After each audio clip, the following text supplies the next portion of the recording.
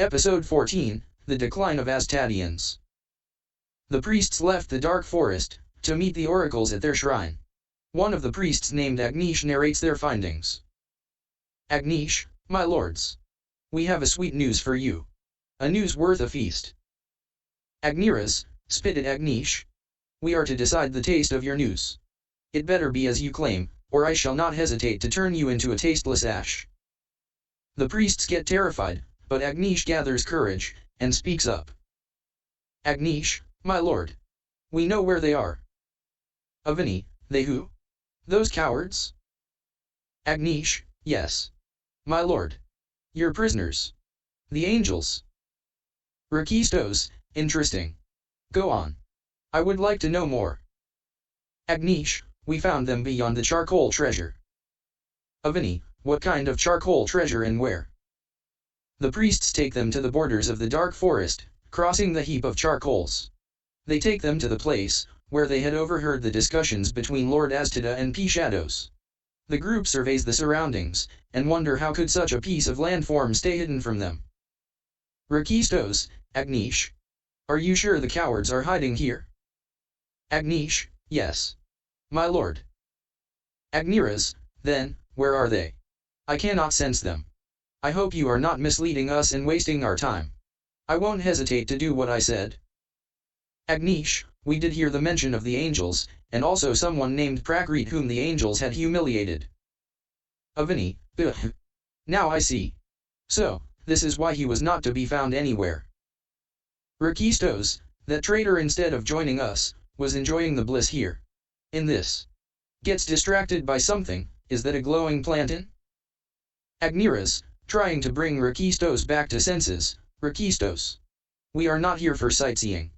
Can we move ahead with our business? For what we are here. Rakistos regains his senses and nods in agreement.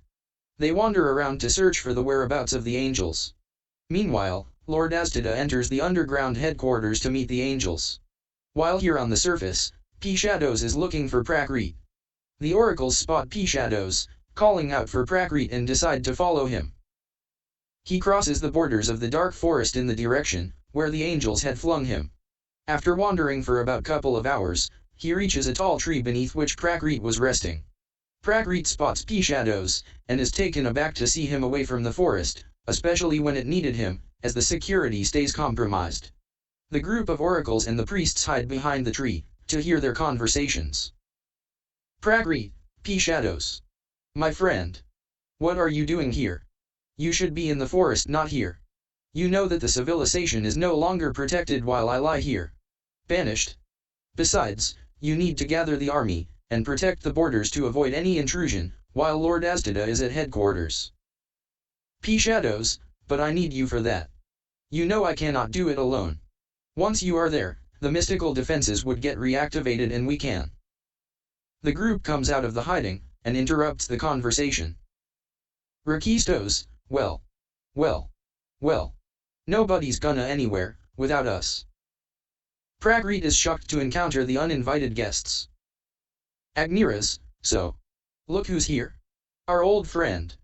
You don't look so happy to meet us, do you? Prakrit, what are you scoundrels doing here? Avani, this is what we should ask you. Where had you been, dear? And look at you now. Wandering like a nomad, with nobody on your side. Rakistos, except this tiny rodent. P-Shadows, with a rage, how dare you call me a rodent? You maggot? Prakrit, calm down. Please calm down.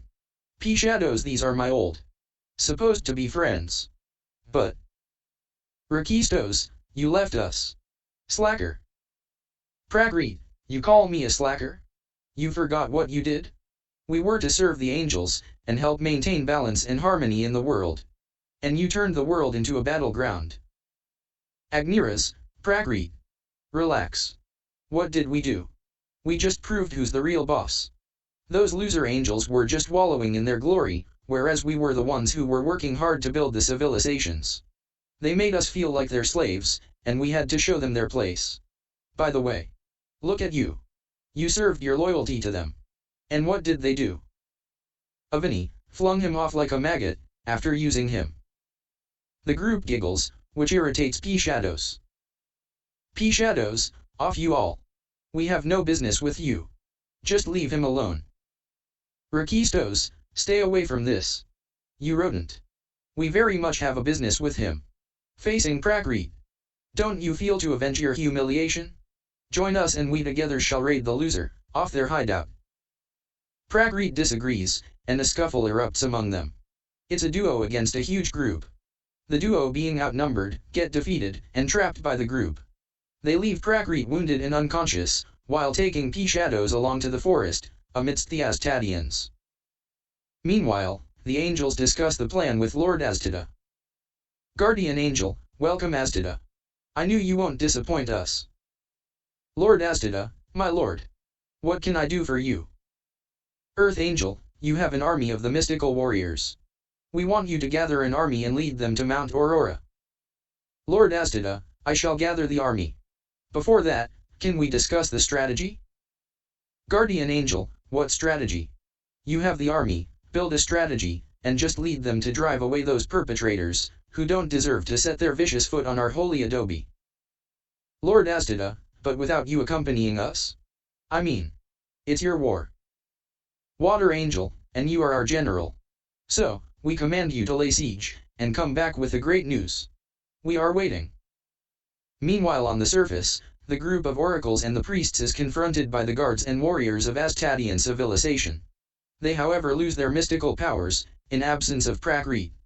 The oracles set loose a hurricane of devastation over the surface. They shatter the earth, erect craters, destroy the dwellings and kill everyone and everything that came in their way.